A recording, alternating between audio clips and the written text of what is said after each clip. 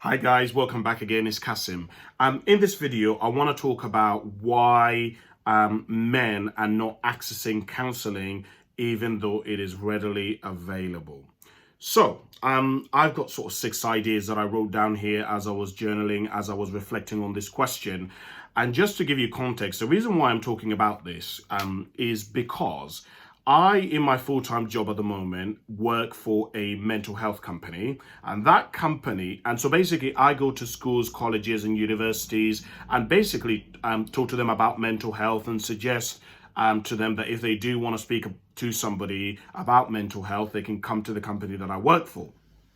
And as a consequence of that, it means that I meet a lot of teachers, I meet a lot of parents, I go to a lot of fairs, I go to a lot of like fairs and events to do with mental health, and I just meet people from all kinds of a spectrum. And I work in across London, so southwest London, so I go all the way from Wimbledon to sort of Brixton. And this question comes up all the time whenever I'm speaking to teachers, heads of years, and people always asking me, Kasim, why is it that so many young men are not accessing counselling? Even though counselling is available to young people, even though it is available for practically anyone today who wants to access that service. Obviously, it costs money, but my point being is, if you go through the right channels, whether it's your work, whether it's a charity, you can access support. I'm not saying it's a piece of cake. I'm not saying you won't have to fill out forms. I'm not saying that there aren't barriers, but I'm just saying help is there if somebody wants it. But people always asking me what's going on. So here we go. Here are the 6 things that I wrote down here. The first thing that I wrote down here is stigma. Men may feel that societal pressure to basically appear strong and self-reliant, which can create stigma around sort of mental health, seeking support, because they can be perceived as weak and vulnerable. Whether you like it or not, we live in a society where gender roles, stereotypes exist, right? We can say, well, they shouldn't exist. Well, here's a problem. They do. And because they do, many women and people in society view men as though they should be individuals who shouldn't be. Let me put it like this. I think a lot of people confuse vulnerability with weakness, right? Vulnerability means that I'm able to go to work, be dominant, be aggressive, be on it, but then I can go home and play with my child and show empathy and show love, right? Which are both skills that have to be acquired and that have to be practiced. But I think a lot of people see it as, if I show emotion, that other people are going, or weakness, other people are going to take advantage of me. And in some cases, people do take advantage of it. And one of the things that and I want to put this in parentheses, I don't talk about this in a school, but since we're on the internet, I can talk about this. And I would never have this particular conversation with children because it's not really appropriate. But you're an adult, I'm guessing, if you're listening to this, so I can say this to you. One of the major problems that we have in society, which no one wants to talk about, and every time I bring it up, everybody gets really defensive, is that a lot of women want a strong man. And many of them, when a man does become vulnerable, a lot of women can't handle it. And I'm sorry, a lot of people don't like me saying that, but if you go on men's groups and you read men's notes and suicidal notes, and you go on men's forums, you will find that a lot of men have been rejected by their spouses, by their misses, when they started talking about their emotional baggage, when they started talking about difficulties that they're experiencing in their life. So that's the first thing that I would say. This is such a deep topic, that one area to get into.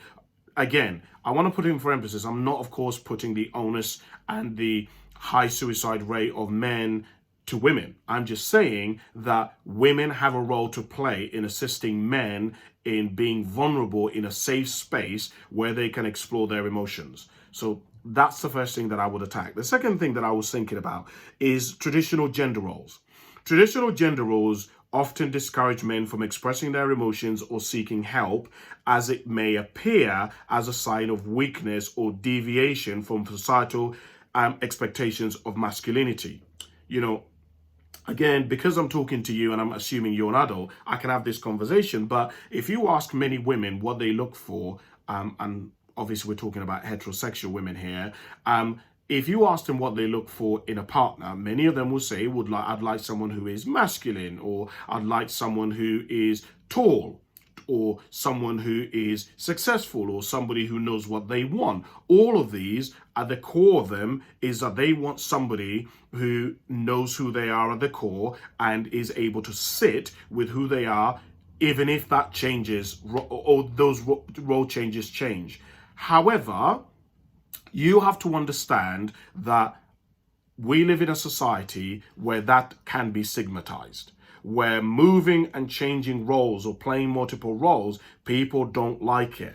And it causes all kinds of problems in society for people, because people just don't want to seem weak, right? There are traditional gender roles, and if men are not playing into those gender roles, unfortunately, there are some women in society who will reject those men. And those men, and again, I'm going to go back to what I was saying earlier on. This does not mean that I'm saying that women are to blame, but I'm just saying they play a part in reinforcing this stigma. And I get it, because that's what women want. If women say they want a masculine man, or a man who's ideally much more taller than them, that's what they want. But in saying that, that also reinforces those traditional gender roles, right?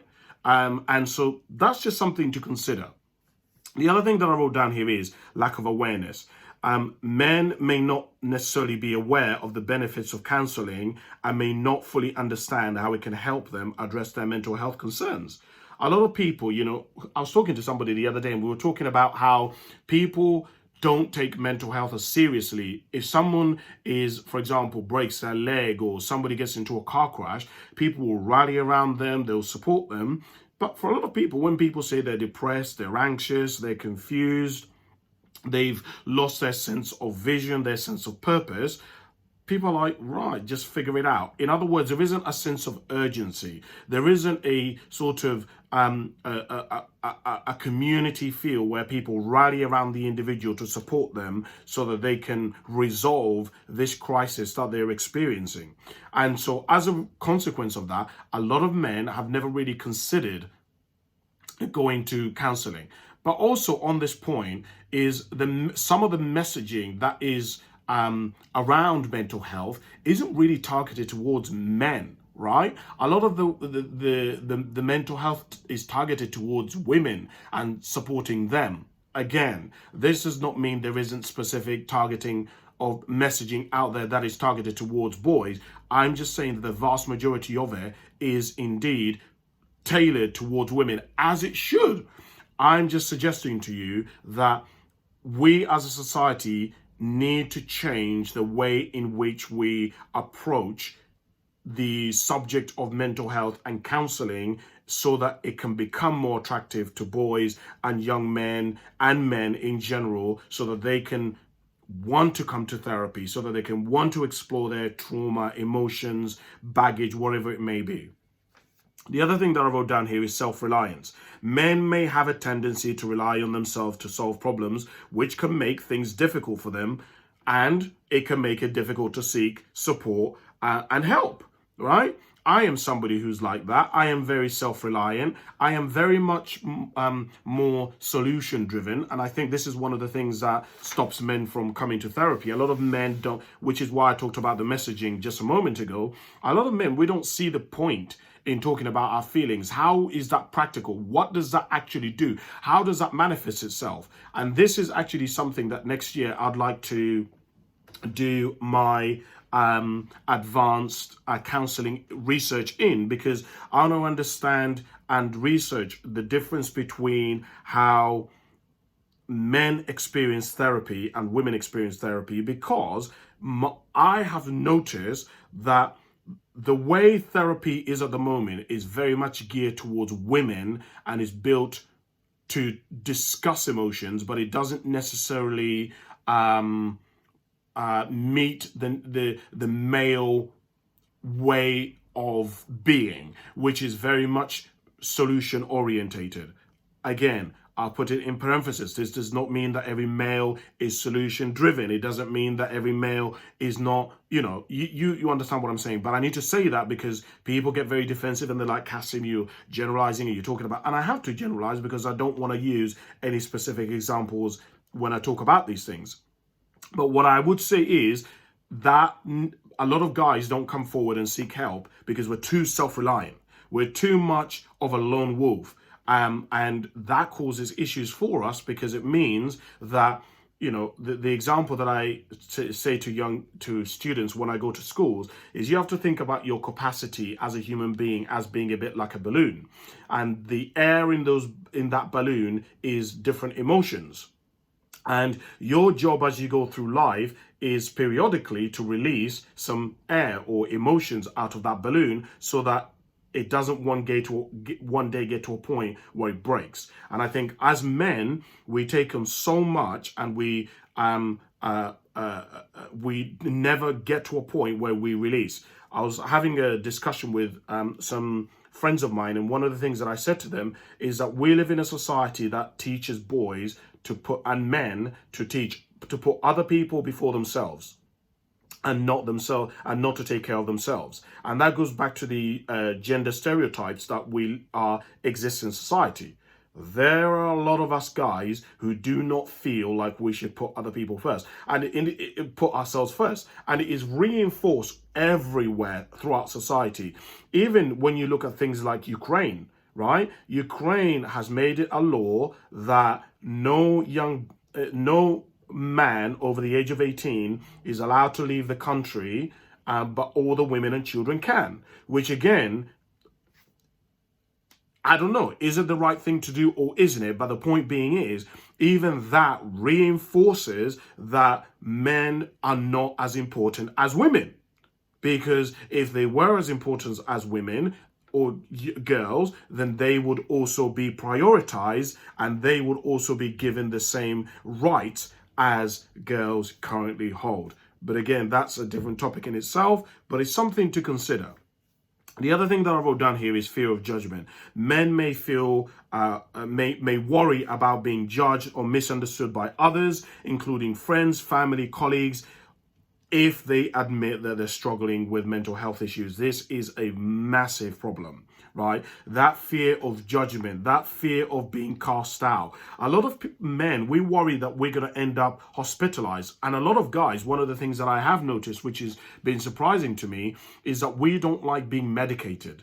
We don't like going on medication. And I think a lot of us have this view or this fear that if we do end up going and seeking help, they're going to refer us to someone who's then going to put us on medication, and then one day we're going to end up losing control, which men don't like feeling like we like to feel in control and dominant over our lives, and in charge. And when you start,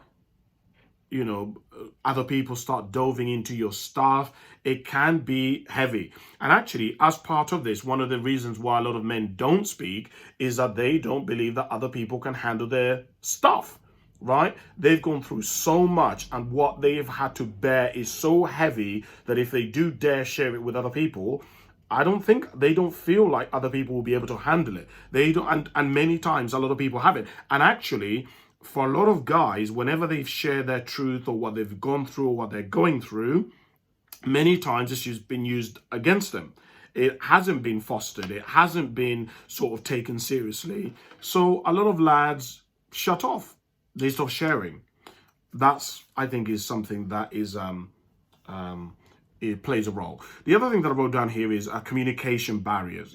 Men may find it challenging to express our emotions and to articulate our feelings, which can make it difficult to engage counseling effectively. As somebody who's trained to become a counselor, this is one of the things that I have to deal with.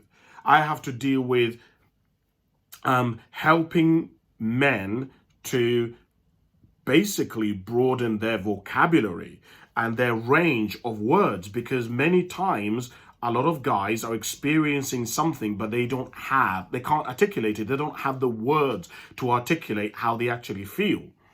And so this is a big problem, This is a big problem because it isn't something that we learn in school. It isn't something that is taught in school. And so unless the person does their own research through reading poetry, journaling, listening to music, whatever it may be, they may not necessarily be able to acquire the resources, the technical vocabulary that is required in order to articulate how they feel, which could then help sort of guide them to an intervention that will be able to help them to heal what they're going through or what they've gone through. So those are some of the things that I was thinking about. And I do think it is important to address barriers and create a safe and supportive environment that, encourages men to seek counseling and to prioritize their mental health. And I don't know, what do you think? Do you agree with me? Do you disagree? I'm always, keen to hear other people's perspective. This is just, this is such a broad, sort of topic. I'm only giving you 15, 16 minutes worth of what I think, but we could talk for hours, for days about just this topic alone. So yeah, comment below, send me a message, whatever it may be. I'm always open. But otherwise, I really appreciate you listening. I hope you found this useful. And yeah, I'll speak to you soon. Bye for now.